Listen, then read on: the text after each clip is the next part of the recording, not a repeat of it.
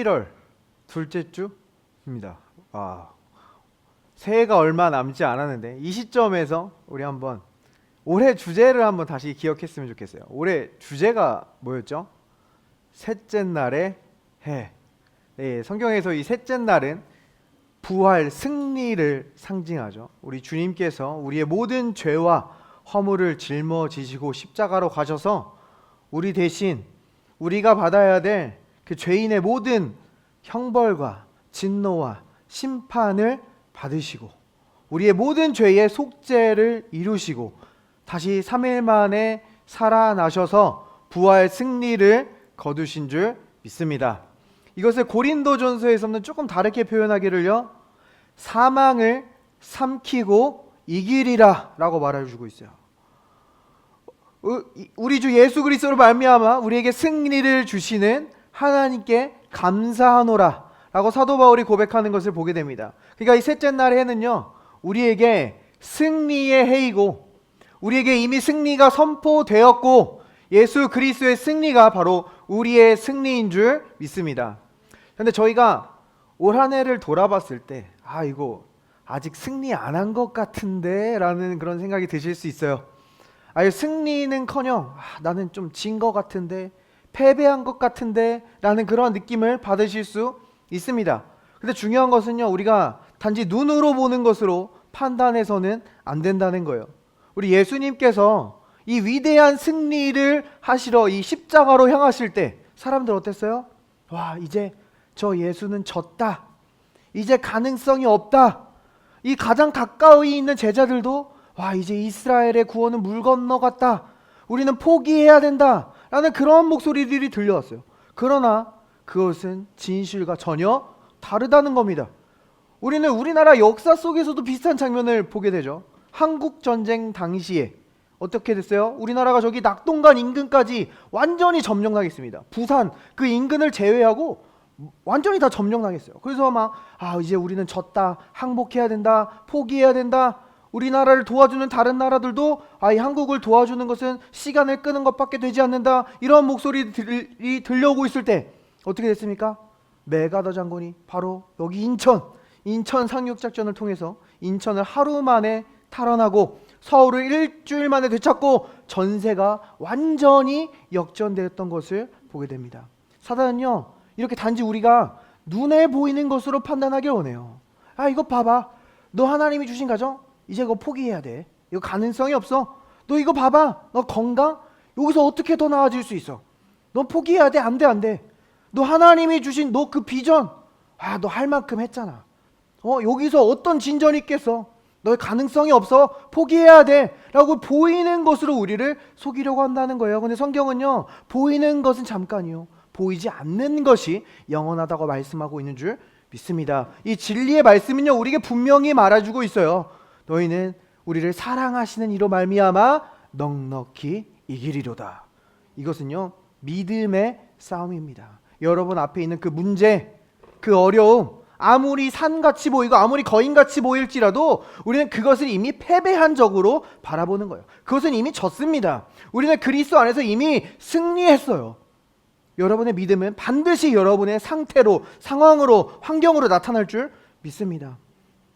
우리는요, 오늘도 보이지 않는 주님을 예배하러 왔어요.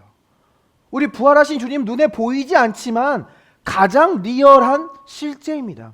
우리가 주님을 예배할 때 주님께서 우리에게 그분의 능력을 흘려보내세요. 그래서 예배 처음부터 끝까지 우리는 주님께로부터 받을 수 있습니다. 예배 가운데 치유가 흘러 들어갈 것을 기대하세요. 예배 가운데 여러분의 문제에 돌파구가 생길 것을 기대하세요. 여러분은 복이 되어서, 복을 받아서 복이 되기 위해 부름받은 존재입니다. 그래서 성령 하나님께서 오늘도 여러분을 이 주님의 임재 가운데로 인도하신 거예요. 왜요? 우리가 저번 주에 말씀을 들은 대로 연합하여 모인 자리에서 여호와께서 복을 명령하시기 때문입니다. 시편에서 선포했죠. 보라, 형제가 동거하여 연합함이 얼마나 선하고 아름다운고, 거기서 여호와께서 복을 명령하셨나니 곧 영생이로다. 하나님께서 빛이 있으라 명령하셨을 때 그 빛이 지금도 빛나고 있어요. 마찬가지로 우리가 연합하여서 주님의 이름을 높일 때 이곳에서 복을 명령하시면 그것을 막을 수 있는 것은 없는 줄 믿습니다. 이 시간 우리가 주님의 이름을 높일 때 여러분의 전세는 역전됩니다. 세상의 무거운 멍에는 끊어집니다. 여러분은 승리를 보게 될 줄 믿습니다. 우리 옆 사람과 인사해 볼게요. 낙심하지 마세요. 승리의 해가 될 것입니다. 주님, 이 시간 우리에게 말씀하여 주시옵시고 이 시간 주님의 승리의 나팔 소리가 울려 퍼질 때에 낙심하던 자들이 살아나고 근심하던 영혼이 소생케 되며 그들의 삶에 놓으신 하나님의 무궁한 영광을 보는 시간이 될 수 있도록 주여 인도하여 주시옵소서. We prayed in Jesus' name. Amen. 네, 오늘은 이 에베소서의 말씀으로 한번 시작해 보도록 하겠습니다. 에베소서 2장 4절로 가볼게요. 긍휼이 풍성하신 하나님이 우리를 사랑하신 그 큰 사랑을 인하여 허물로 죽은 우리를 그리스도와 함께 살리셨고 너희는 은혜로 구원을 받은 것이라. 자, 보면 하나님을 먼저 우리에게 소개해 줍니다. 자, 하나님이 뭐가 크다고 말해주고 있어요? 긍휼이 풍성하신 겁니다. 근데 많은 사람들이 오해해요. 하나님이 진노가 풍성하고 분노가 풍성한 것처럼.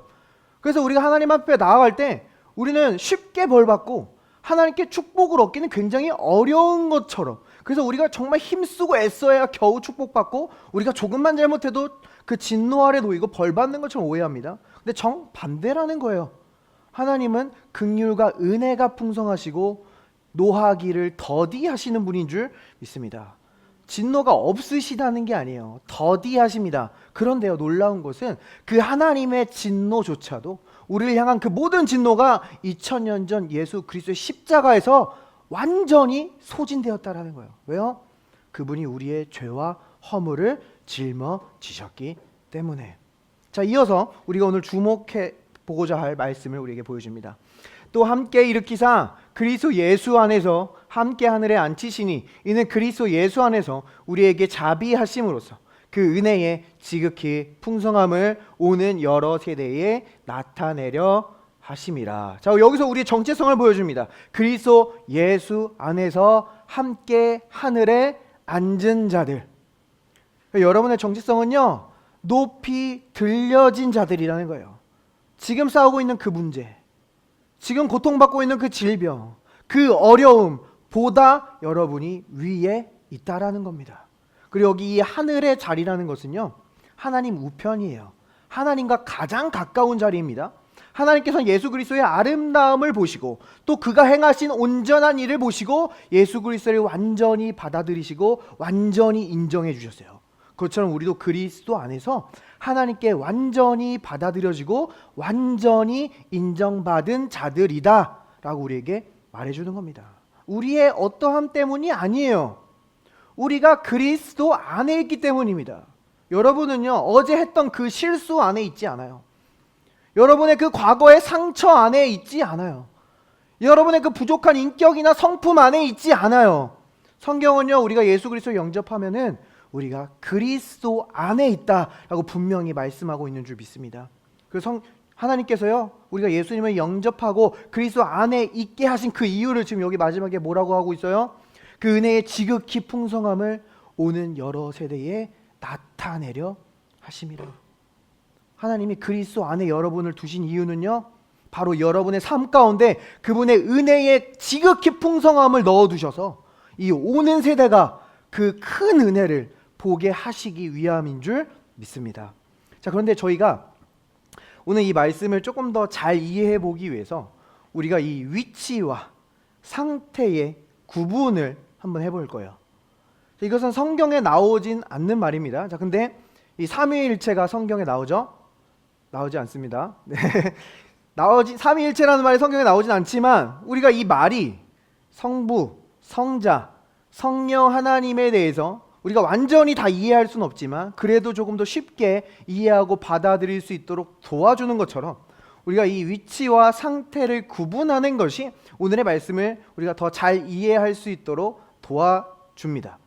자, 먼저 이 위치를 보면요, 우리의 위치라는 것은요, 그리스도 안에 있는 것, 하늘의 자리에 앉아 있는 것, 이것이 우리의 위치입니다.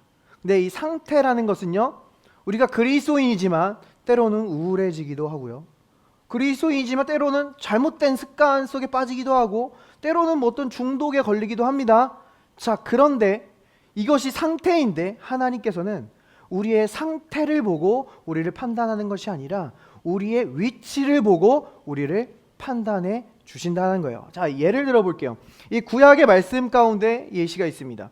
하나님께서 이스라엘 백성들을 애굽에서 그 노예 생활 가운데서 건져내셔서 이 광야를 통해서 가나안 땅으로 인도하십니다.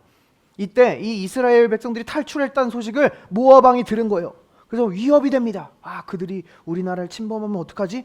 그래서 이 모압 왕은 거짓 선지자 발람을 고용해서 이스라엘을 저주하려고 합니다. 그래서 발람이 산 위에 올라가요. 두 손을 펼쳐서 이스라엘을 저주하려고 하는 순간 하나님께서 그의 말을 축복의 말로 바꾸십니다. 어떤 말로 바꾸셨냐? 하나님은 야곱의 허물을 보지 않으시고 이스라엘의 반역을 보지 아니하시는도다. 보지 않는 겁니다. 없는 게 아니에요. 이스라엘 백성들 그 진영에서 바라보면요, 이쪽 텐트에서 막 싸우고 있고 이쪽 텐트에서 막 엄마 말 안 듣고 있고 이쪽 텐트에서 거짓말하고 있고 죄와 허물들이 많았어요. 근데 하나님이 의도적으로 보지 않으신다는 겁니다. 왜요? 그들은 유월절 어린 양의 피로 덮였기 때문에, 그들은 어린 양 안에 있기 때문이라는 겁니다. 자, 그런데 우리는 이 어린 양의 피는 그림자지만 그 실체이신 예수 그리스도의 보혈로 씻김 받은 우리를 향해서 하나님 어떻게 얘기하세요? 새 언약으로 선포하셨죠. 내가 너의 죄와 불법을 다시는 기억하지 아니하리라. 그러니까 하나님은요, 이스라엘 백성들의 상태가 아니라 그들이 어린 양 안에 있는 위치를 보시는 겁니다. 우리 안의 상태가 아니라 우리가 예수 그리스도 안에 있는 위치를 보신다라는 거예요. 자, 성경은요, 우리가 계속해서 우리가 이 위치, 우리의 위치에 대해서 반복해서 보여줍니다. 그러니까 우리가 이 상태가 아니라 우리가 이 위치에 초점을 맞추기를 원한다라는 거예요. 근데 사단은 정반대로 우리가 이 상태에 초점을 맞추기를 원합니다. 자, 우리의 상태 어때요? 때로는 신나요. 기분 좋습니다. 때로는 너무 우울해요. 힘이 안 나요. 때로는 열정이 있어요. 헌신하고 봉사하고 기쁘게 주님을 섬깁니다. 어느 때는 일이 안 풀려요. 뭘 해도 재미가 없어요. 힘이 안 나요. 이렇게 우리 상태에 초점을 맞추면 우리는 결코 평안을 얻을 수가 없어요. 우리는 안정될 수가 없습니다. 근데 성경이 말하는 진리가 뭐예요? 우리의 상태가 아무리 악화되고 아무리 연약해져도 우리의 위치를 바꿀 수가 없다는 거예요. 우리가 아무리 실패하고 아무리 실수해도 예수 그리스도께서 십자가에서 완성하셔서 우리를 그리스도 안에 두셨는데 그걸 취소하고 다시 그리스도 밖으로 빼낼 수가 없다라는 겁니다. 우리의 위치는 변하지 않아요. 영원한 겁니다. 그래서 사단은요, 우리의 위치가 아니라 자꾸 우리의 상태에 집중하게 하므로 우리의 위치를 지워버리려고 해요. 잊어버리게 하려고 해요. 너 이런 말 했네. 너 이런 행동했네. 너 지금 건강 상태 왜 그래? 너 지금 재정 상태 왜 그래? 우리는 이 마귀의 목소리를 따라가면요, 금세 불행해집니다.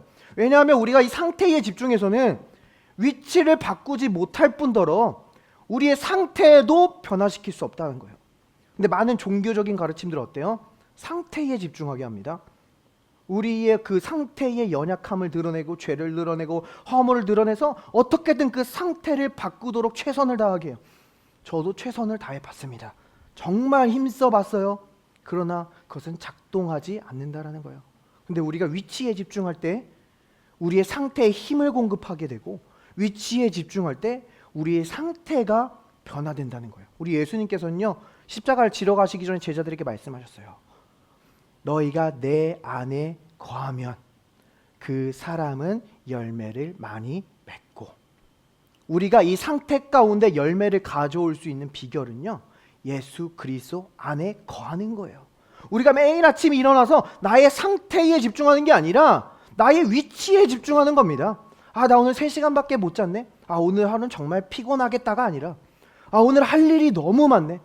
오늘 하루는 정말 이 고단한 하루가 되겠어가 아니라 오늘 또 저 사람 만나야 되네. 오늘 정말 너무 힘든 하루가 되겠다가 아니라 나는 그리스도 안에 있다.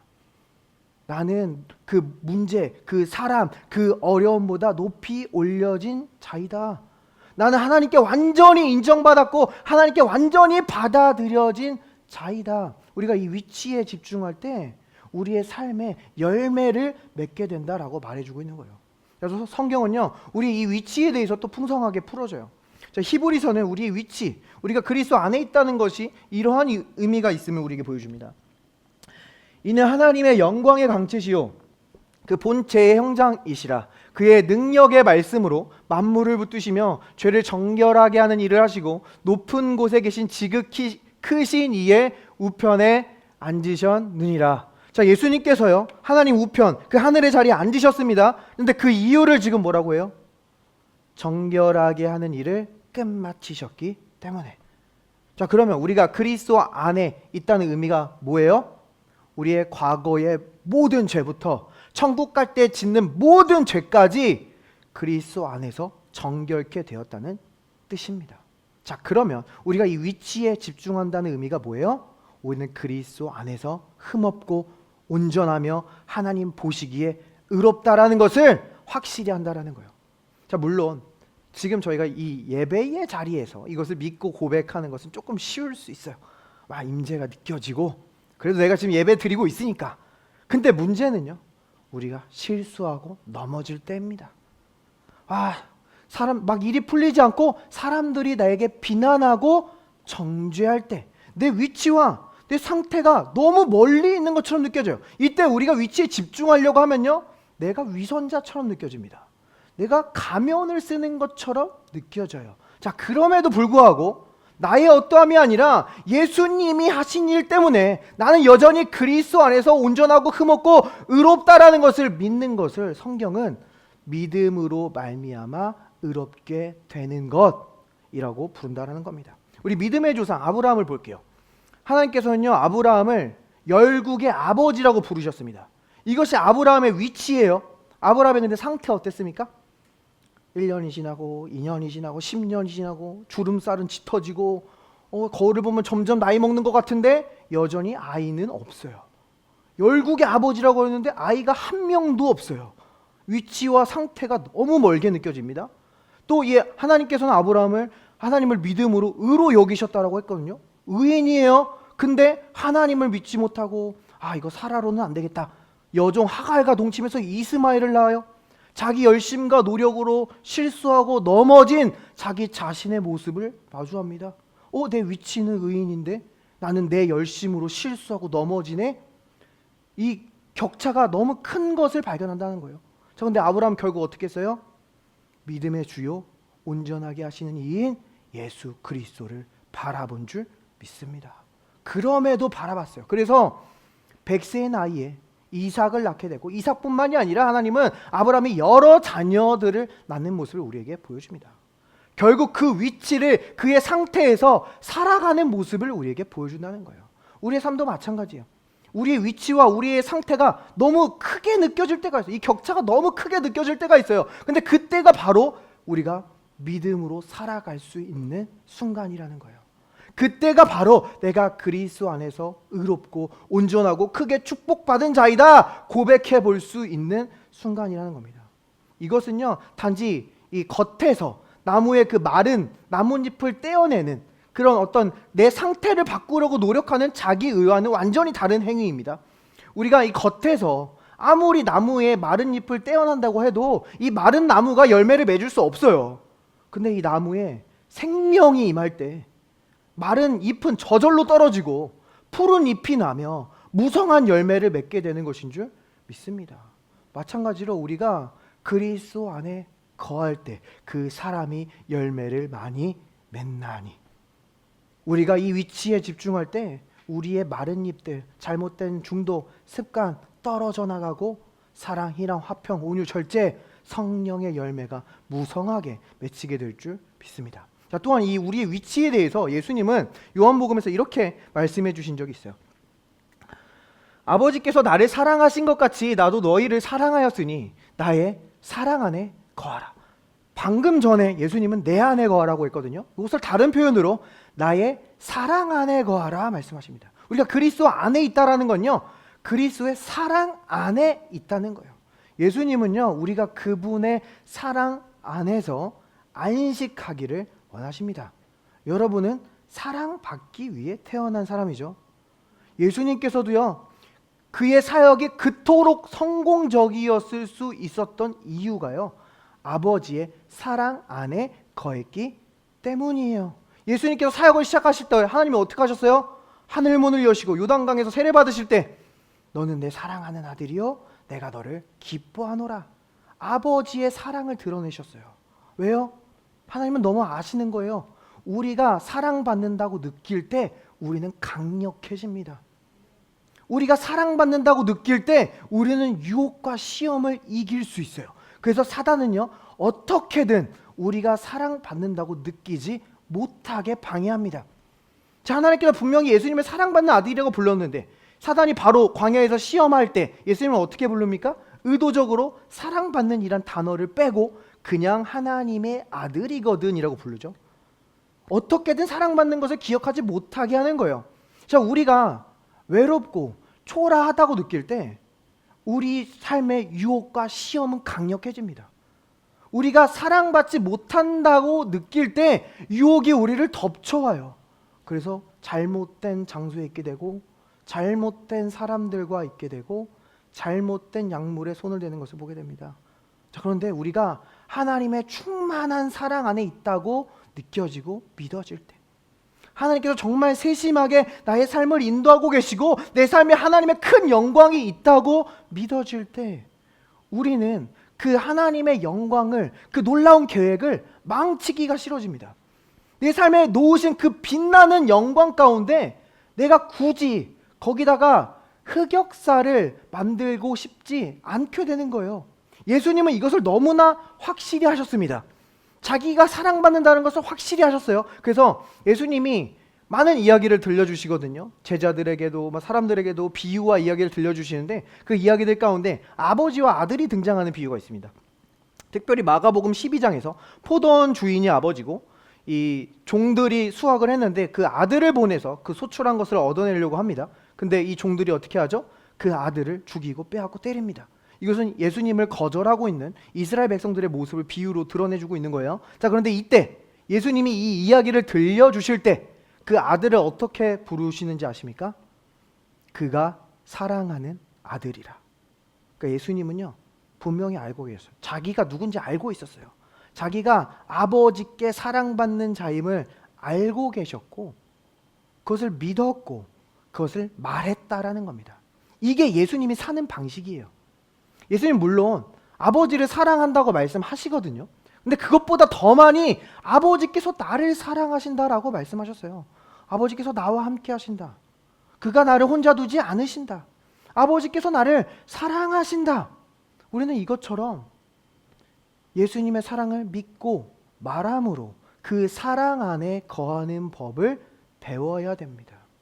예수님은 이 아버지의 사랑 안에 거함으로 그 십자가 고난과 고통까지도 이기시고 승리하셨어요. 우리도 주님의 사랑을 의심하지 않고 신뢰할 때, 우리가 그 사랑 안에 있음을, 우리의 위치에 집중할 때 우리는 결국 승리하는 삶을 살게 될 줄 믿습니다. 우리 연습해 보겠습니다. 옆 사람에게 말해 볼게요. 나는 사랑받는 자입니다.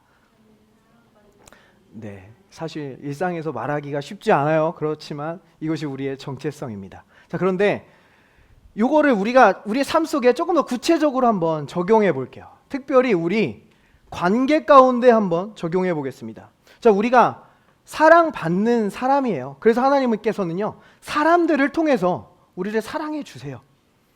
또 우리를 통해서 다른 사람에게 하나님의 사랑을 드러내기도 하십니다.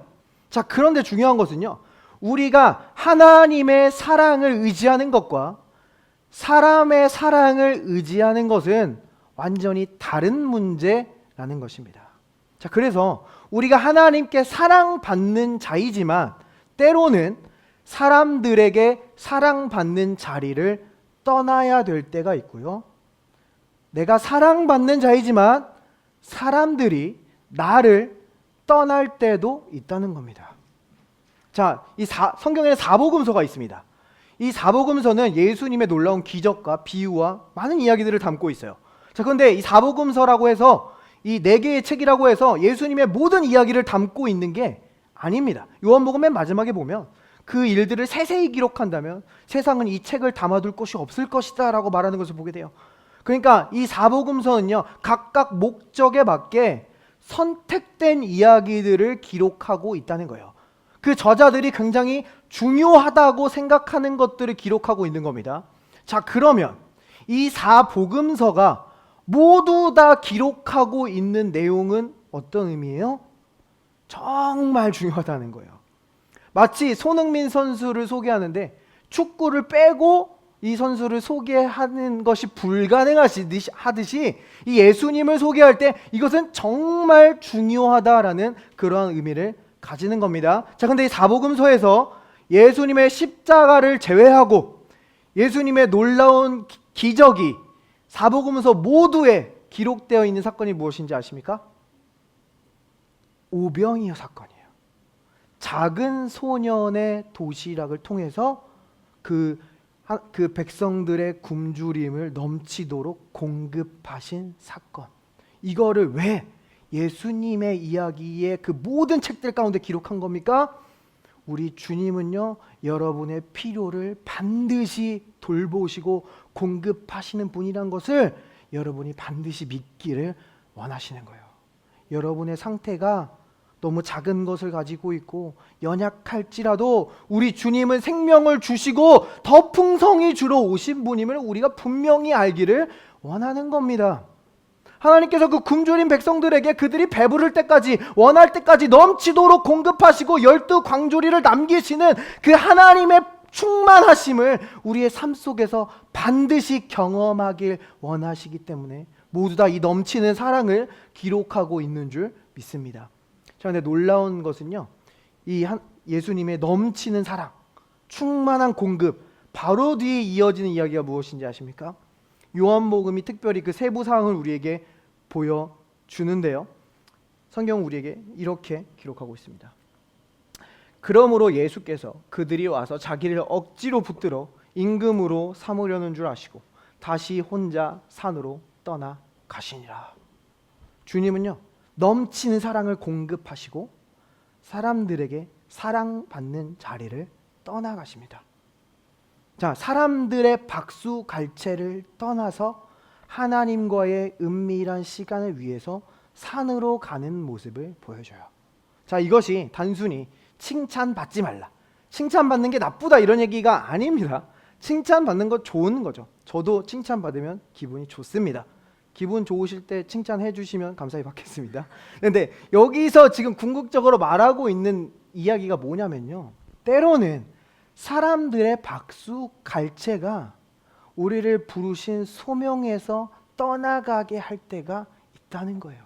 다니엘서에 보면요, 사단은 언약을 배반한 자들을 아첨하는 말로, 칭찬하는 말로, 좋은 말로 타락시킨다라고 말해주고 있어요.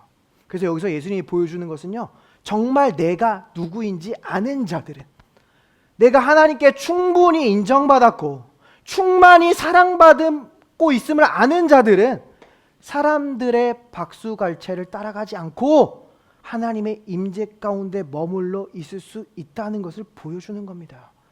사람들의 인정을 쫓아다니느냐, 하나님의 이 소중한 임재의 시간을 빼앗기지 않을 수 있음을 보여주는 거예요. 그리고 그 임재 가운데 머물러 있음으로 더 지혜로워지고 더 강건하여지고 하나님의 그 놀라운 충만한 계획에 더 잘 준비되어 있을 수 있음을 보여주는 겁니다. 그래서 우리가 때로는 사랑받는 사람이지만 사랑받는 자리를 떠나야 될 때가 있다는 거예요. 자, 근데 우리에게 더 크게 다가오는 것은요, 사랑받는 자이지만 사람들이 우리를 떠날 때입니다. 와, 이거 크게 다가와요. 마치 하나님이 떠나시는 것처럼 우리에게 느껴집니다. 우리의 위치와 이 상태가 너무 크게 느껴지는 거예요. 지금 여기서도 예수님이 이 충만한 사랑을 부으신 이 오병이어의 마지막이 어떠신 줄 아십니까? 성경 우리에게 이렇게 기록해요. 그때부터 그의 제자 중에서 많은 사람이 떠나가고 다시 그와 함께 다니지 아니하더라. 자, 흥미롭게도 6장 66절입니다. 666 적그리스의 숫자죠. 근데 여기서 사실 예수님을 떠났던 사람들은요, 예수님을 정말로 원했던 사람들이 아니에요. 예수님이 주시는 떡을 원했던 사람들입니다. 자, 그래서 예수님은 그들에게 말씀하시는 거예요. 자, 너희 조상들이 광야에서 굶주릴 때 하나님께서 하늘문을 여시고 그 천사들의 음식, 살아있는 떡, 만나를 내리셔서 너희를 먹이셨듯이 내가 바로 하늘에서 내려온 살아있는 생명의 떡이다. 그러니 너는 단지 내가 만들어주는 떡이 아니라 그 생명의 근원인 나를 받아들여라 라고 무리들에게 말씀하셨어요. 그러니까 이 무리들은요, 그 예수님을 거절하고 떠나가는 모습을 보여줍니다. 우리 관계 속에서도 마찬가지예요. 하나님께서 우리에게 어떤 귀인들을 붙여주실 수 있어요. 되게 좋은 관계를 만들어주시고 좋은 사람들을 주실 수 있습니다. 그런데 그 어떤 사람이 이 광야 같은 인생 속에서 우리가 의지할 만한 어떤 것이 될 수 없다는 거예요. 너에게 필요한 것은 다른 어떤 것이 아니라 생명의 근원이신 예수 그리스도다. 너에게 필요한 것은 하나님께서 보내신 자를 믿는 것이다. 아버지의 뜻은 아들을 보고 믿는 자마다 영생을 얻는 이것이니, 예수님께서는 계속 반복해서 강조해서 말씀하고 있는 것을 보게 됩니다. 우리 사랑받는 자이지만요, 사람들이 우리를 떠나갈 때가 있어요. 근데 사단은요, 그 틈을 이용해서 사람들이 떠나갈 때 우리가 외롭고 초라하게 느끼게 하고 우리가 우리답지 않은 행동을 하게 합니다. 사람들이 떠나갈 때 우리가 버림받은 것처럼 느끼게 하고 우리의 마음에 쓴뿌리를 심어서 우리가 잘못된 길로 가게 해요. 아니, 사람들이 떠나면서 나를 실망케 한 그 사람들을 이용해서 우리를 절대 실망시키지 않으실 하나님을 의심하게 한다라는 겁니다. 근데 중요한 것은요, 사람들이 떠나갔다고 해서 우리가 하나님을 따르는 것을 멈출 필요가 없다는 거예요. 자, 예수님 보면요, 이 상황이 어떠냐면 사람들이 떠나갔습니다. 바로 뒤에 이어지는 이야기가 무엇인지 아십니까? 예수님의 형제들조차 예수님을 믿지 않는 모습을 성경 우리에게 보여줍니다. 형제들이 말해요. 자, 예수님 보세요. 지금 초막절이에요. 다 명절을 세러 예루살렘으로 갑니다. 아니, 메시아라면, 큰일을 할 사람이라면 그 사람들 중에 나타내야 되는 거 아닙니까? 유대로 가세요. 왜 여기 시골 갈릴리에 머무는 겁니까? 즉 예수님에게 지금 메시아 되심을 증명하라고 요구하는 겁니다. 이미 구원자이신 분에게 구원자가 되라고 압박하고 있는 거예요. 자, 우리도요, 때로는 외롭고 뭔가 취약하게 느껴질 때 세상이 내 존재와 능력을 증명하라고 요구하는 것처럼 느껴질 수 있어요. 마치 나를 믿어줘야 할 사람들이, 가장 가까이 있는 사람들이 나를 믿지 않고 나를 압박하는 것처럼 느껴질 수 있습니다. 근데 예수님은 여기서 어떻게 대답하셨어요? 내 때가 아직 이르지 아니하셨으니. 주님은요, 자신이 하나님의 때와 뜻 안에 있음을 확신할 수 있었어요. 뒤에서 보면요, 예수님은 누구로부터 왔고 자신을 보내신 분이 누구인지를 알고 자기가 누구인지를 확신하고 있었기 때문입니다. 그래서 사람들이 아무리 말해도 흔들리지 않을 수 있었어요. 사람들은 다 예루살렘으로 간다고 해도 나는 갈릴리가 좋다라고 이야기할 수 있었어요. 사람들은 너가 이런 사람이 돼야 된다라고 요구하지만 예수님이 이미 되어야 될 그 사람이 되어 있는 것을 확신할 수 있었습니다. 계속 하나님의 임재 가운데 있었어요. 위치에 집중했다라는 거예요. 자, 이 상태가 지금 여러분의 상태라면 지금 이 주님의 임재 가운데 있는 여러분에게 하나님이 말씀하십니다. 사람들이 너희를 떠나갔지만 내가 너희를 붙들고 있느니라. 그 사람들이 너희에게 해주어야 될 것을 하지 않고 떠나갔더라도 그것은 그 사람들에게서 나오는 것이 아니라 나에게서 나오는 것이다. 내가 공급하리라.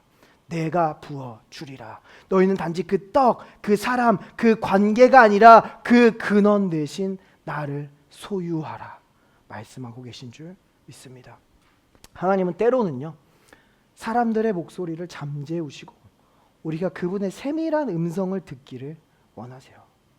사람들은 자리를 비우지만 하나님은 기적으로 그 자리에 임재하십니다.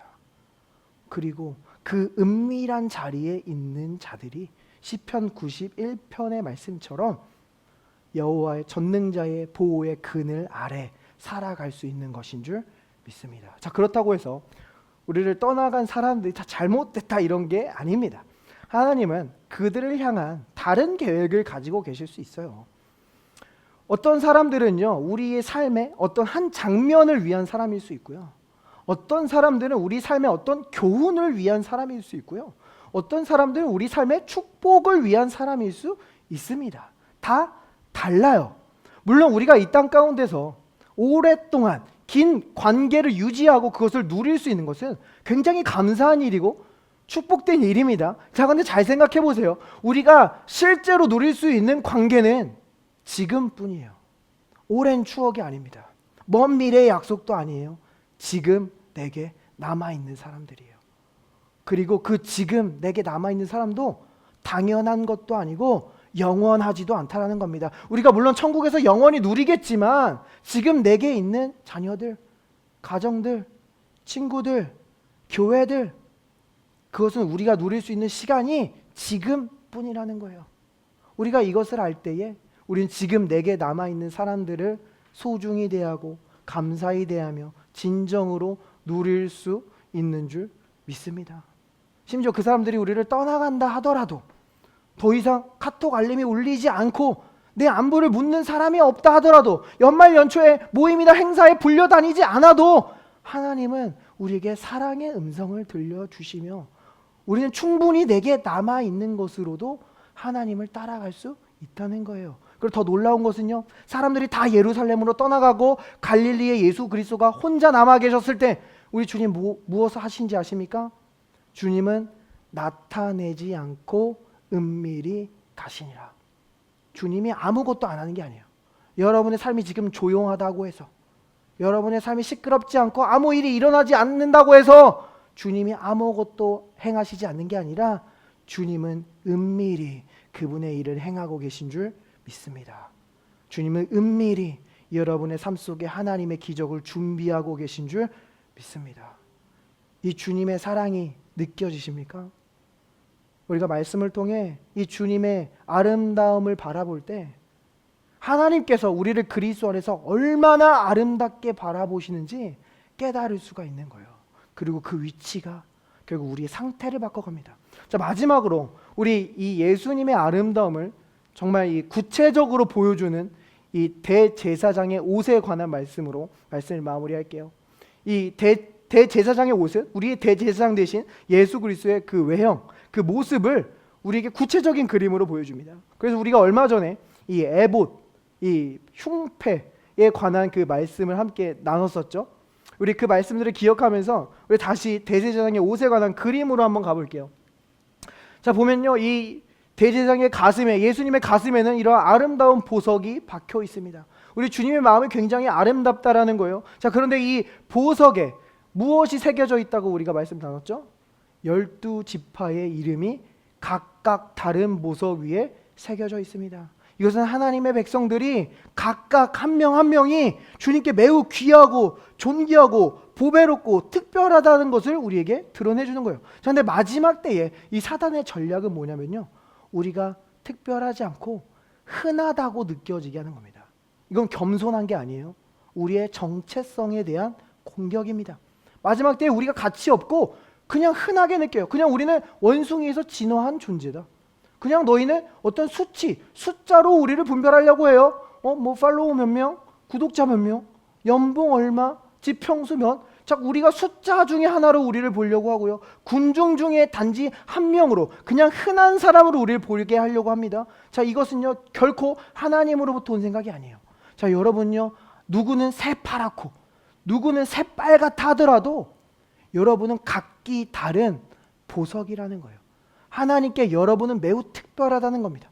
여러분이 한 명만 이 세상에 있더라도 예수님은 자신의 하늘 보좌를 버리고 이 땅 가운데 내려와 여러분 한 명을 위해 죽으셨을 줄 믿습니다. 여러분은 주님께 너무나 특별하다는 거예요. 자, 그런데 이 보석이요, 보석이 되게 하기 위해서는 어떻게 해야 됩니까? 보석이 잘 다듬어지고 연마되어야 돼요.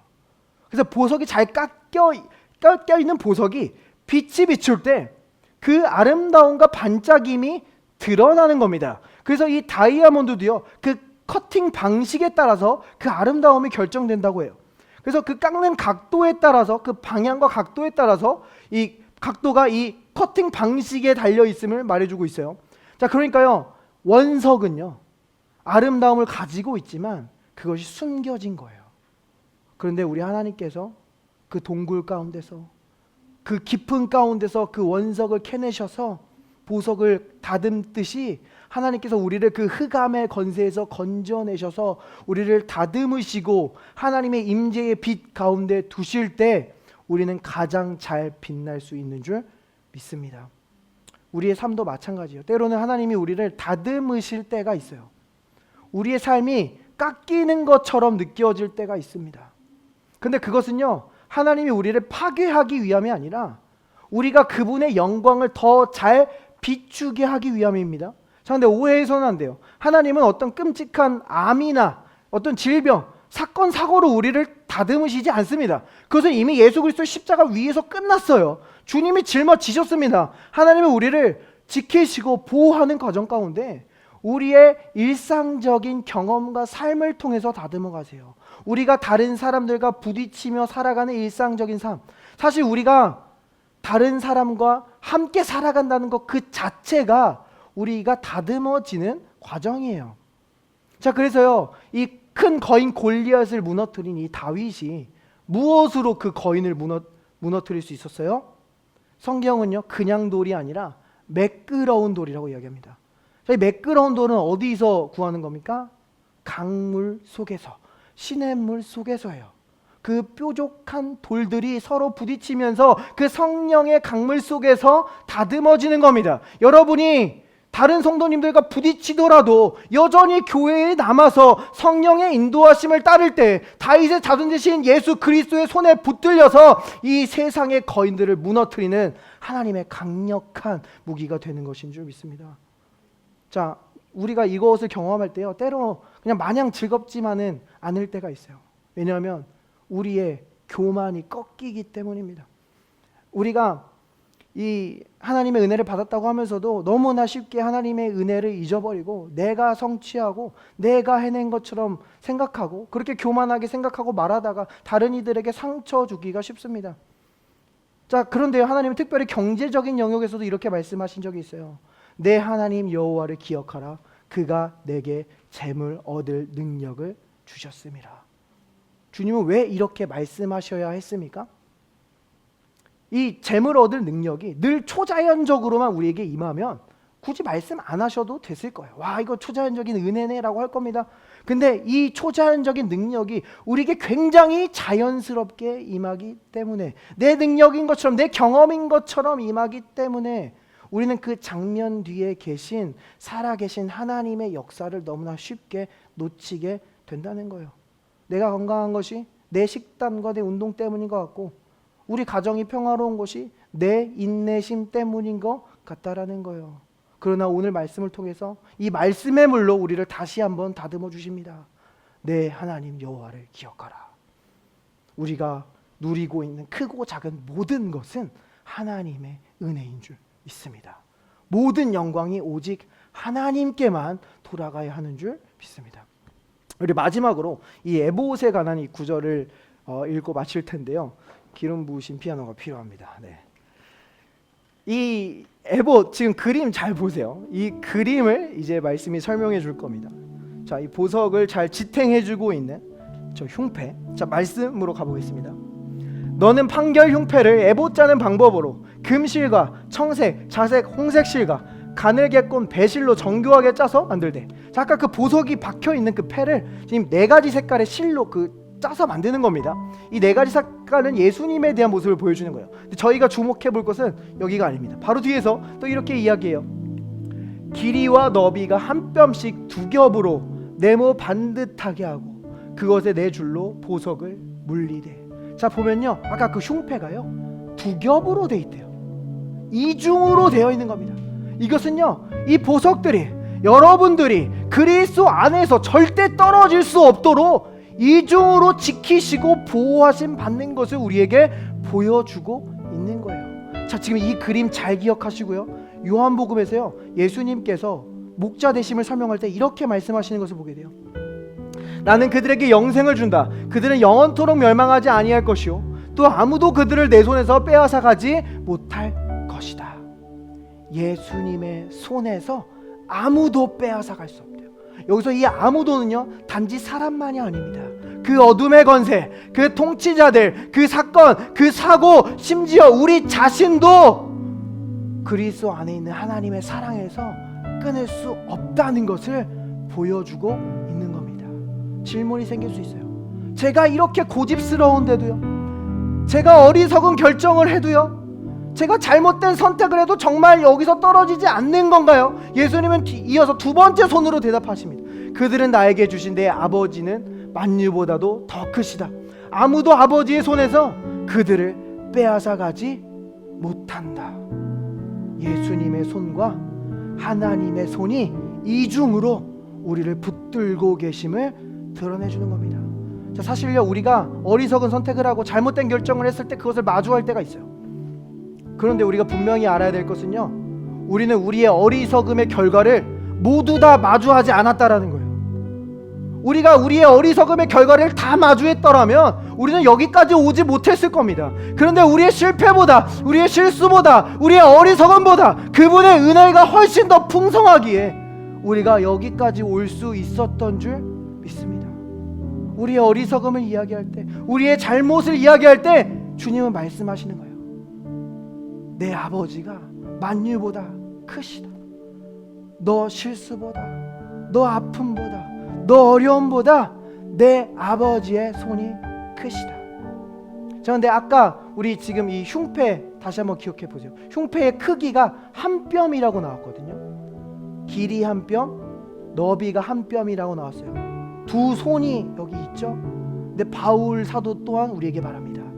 예수 그리스도의 사랑의 너비와 깊이가 어떠한지를 깨달아 하나님의 충만하심으로 너희를 충만하게 하시기를 원합니다. 우리를 두 손으로 붙들고 계신 그분의 사랑을 우리가 깨달을 때 하나님의 충만하심이 우리를 충만케 하시는 줄 믿습니다.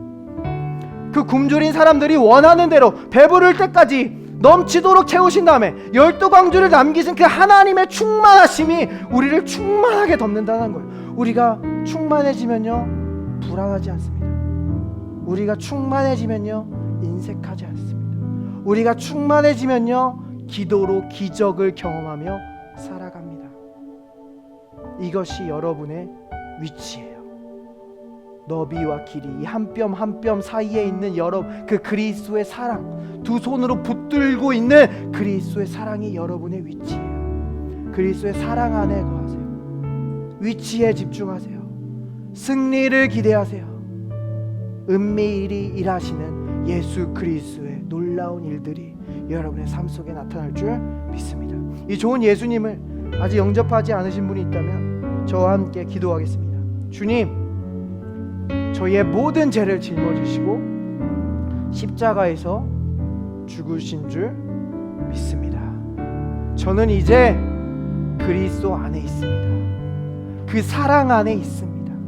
저는 절대로 여기서 벗어날 수가 없습니다. 감사합니다. 예수님의 이름으로 기도합니다. 우리 모든 그레이스하우스를 축복하며 기도합니다. 주님, 이번 한 주를 살아갈 때에 우리 나타나는 어떤 문제도, 어떤 실망시키는 일도 예수 그리스도의 사랑보다 크지 않기에 그 모든 일들이 협력하여 우리의 선을 위하여 일하실 줄 믿습니다. 인밀히 일하시는 예수 그리스도의 놀라운 일들을 우리가 다 깨닫지 못하지만 우리가 그 주님의 사랑을 신뢰하게 하시고 그 주님의 사랑이 우리의 삶 속에 가져다줄 놀라운 영광을 기대하며 그것을 경험하는 한 주 될 수 있도록 주여 축복하여 주시옵소서.